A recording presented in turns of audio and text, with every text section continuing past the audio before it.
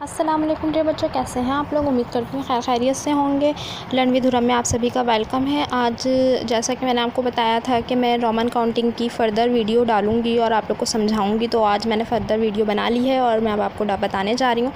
तो Roman counting की further detail ये है कि सबसे पहले तो आपने कुछ सिम्बल्स याद कर लेना है। 1 से लेकर 10 तक जब मैंने आपको की थी तो मैंने आपको बताया था कि 1, 5 और 10 1 V और X में ही जो है हमने वैल्यू को पुट करना है, तो हमारे पास न्यूमेरल वर्ड्स जो है वो रोमन काउंटिंग में कन्वर्ट हो जाएंगे। लेकिन हमारे पास अब कौन कौन से वर्ड्स मौजूद हैं जिससे हम एक एक बार कॉन्सेप्ट सारा समझ लेंगे। वो इनिशियल कॉन्सेप्ट था तो इसलिए मैंने आपको सिर्फ 3 वर्ड्स करके समझाया था, लेकिन अब मैं इस वीडियो में डिटेल में आपको समझा रही हूँ। तो मैं आपको 1000 तक, आप आगे कहीं तक भी लिख सकते हैं इसको, ठीक है।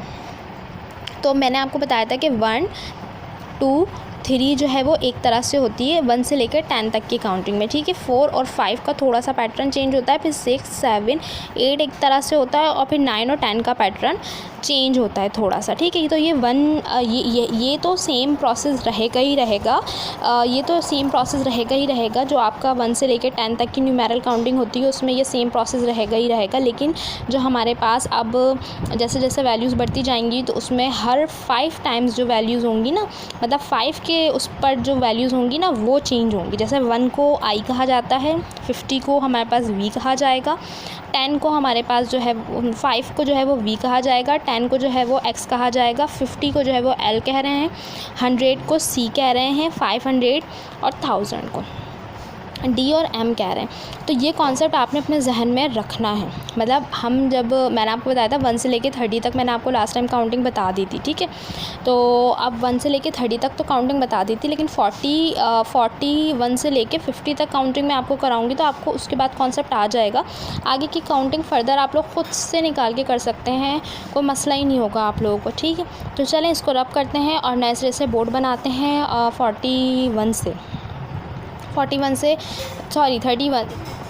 30 तक बनाया था ना, 31 से हम बनाते हैं और फिर आपको बताते हैं जी। तो ये देखिए मैंने बोर्ड मेंटेन कर लिया। 31 की लाइन, 41 की लाइन और 51 की लाइन एक साइड पे न्यूमेरल साइड पे लिख लिया और रोमन साइड पे हम जो है अब आगे की काउंटिंग लिखने वाले हैं। यानी कि 31 को सबसे पहले सॉल्व करेंगे, पहली वाली रो में, ठीक है।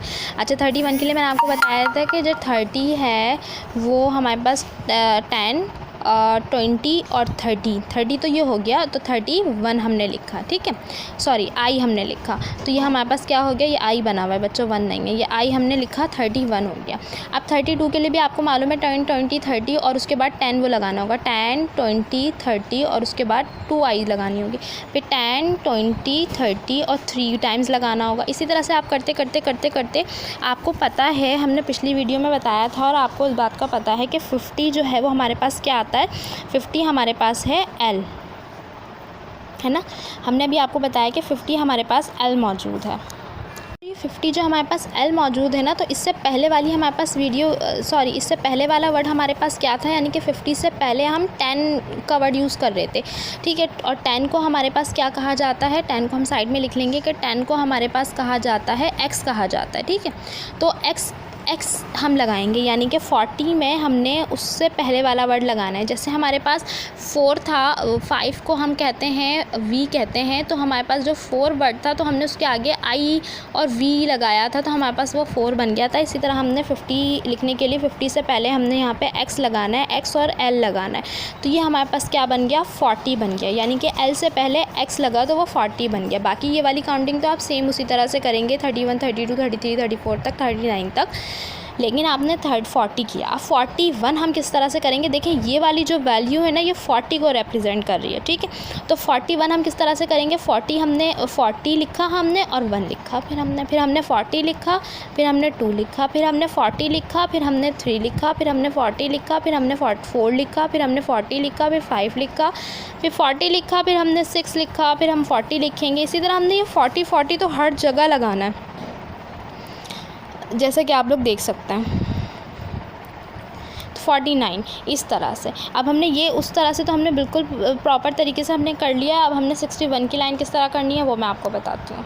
ये बच्चों, चूँकि कि हमारे पास 50 हो चुका है, अब ये हमारे पास 50 तक काउंटिंग हो चुकी है, तो 51 हम किस तरह से लिखेंगे, जो L है हमारे पास 50 का, इसी को हम लिखेंगे, L के आगे हमने 1 लगा देना है, यानी कि 51, 52, 53, 54, 4, 55, 56, 57, 58, 59 और 60, 50 और 10 होके 60 हो गया।